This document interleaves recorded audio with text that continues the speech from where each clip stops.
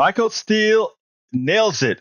First of all, he points out that the reason you have all those politicians parading to New York to be with Donald Trump is that he doesn't have the backing of his family. So they have to create some sort of a charade because they also know that they want something out of Donald Trump. And so he goes ahead and he pulls the strings and they're there. But I mean, at the end of this piece, this clip of a clip, Michael Steele says the most prescient thing. And it's the one that I am betting Americans are going to see, but we'll see. Check this out. We'll take it on the other side. I love the factionalization of the Republican Party right now. More of it. More, please. More, please. It's good because what it will expose is just how deep the rot is in the party. And they will, at some point, as this race will illustrate, there's more of this to come, particularly if Trump wins, where they're going to start to eat each other, cannibalize each other in primaries, because this is the signal that the new dawn is upon us. The new age of Trumpism is upon us. And this race is a good example. So Good is who was there first, to put it that way. He's got the interlopers coming in who's running further to his right. And I think you'll see more of this around the country. And of course, coming to New York. What does that even mean now, though, right? I mean, because you used to say, this person's more conservative. Yeah, it doesn't mean anything. It just means that, you may kiss Trump's ring. I'll kiss something else. That's basically what it means. And the VP audition? The VP audition is laughable because Trump knows who he wants. So if I can get you to tap dance for me for free, guess what? You're going to tap dance, and I'm going to help you do it and make you do it. And I'm going to incentivize you to do it, which is what he's doing. The word went out in the party, very simply put. The beginning of this trial was such that no one was there, not even his family, noted. Not even his family. So they found Eric and said, Eric, you got to go sit behind Dad. And he was like, okay. And then Laura showed up and she's there, but then that wasn't enough because the wife isn't there. And the sons aren't there. Where's Ivanka? She's not there.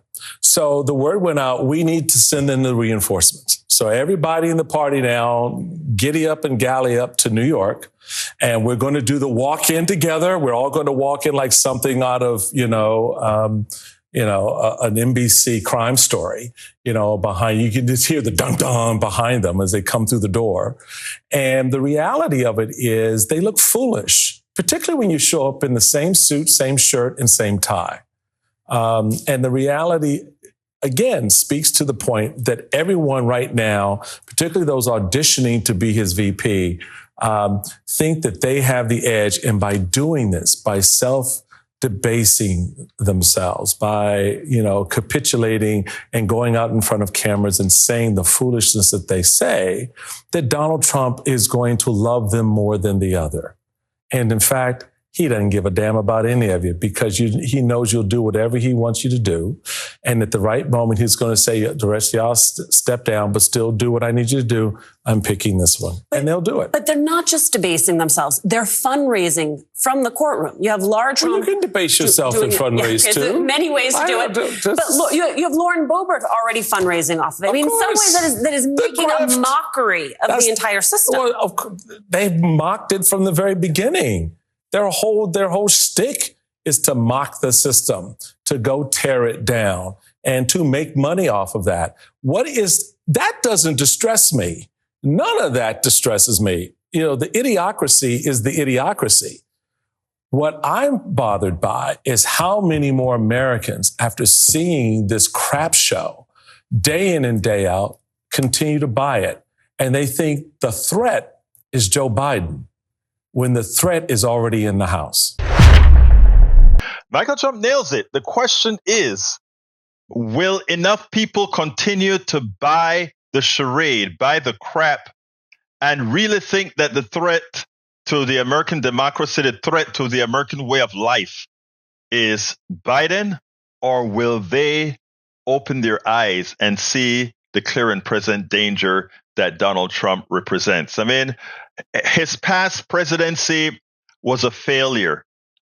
Believe it or not, the pandemic indirectly, as much as he botched it, it could be the thing that have most Americans forget about all the crap that he did pre-pandemic that was just exacerbated by the pandemic, but can be covered up by using the pandemic. Will Americans realize that? I am betting that if enough of us go out there and do the job that we're doing right here, go out there and inform, go out there and tell, go out there and point things out with real world stories, that it will make a difference, and that the landslide I continuously am talking about, the landslide that I'm inching on, will actually be realized. Stay tuned.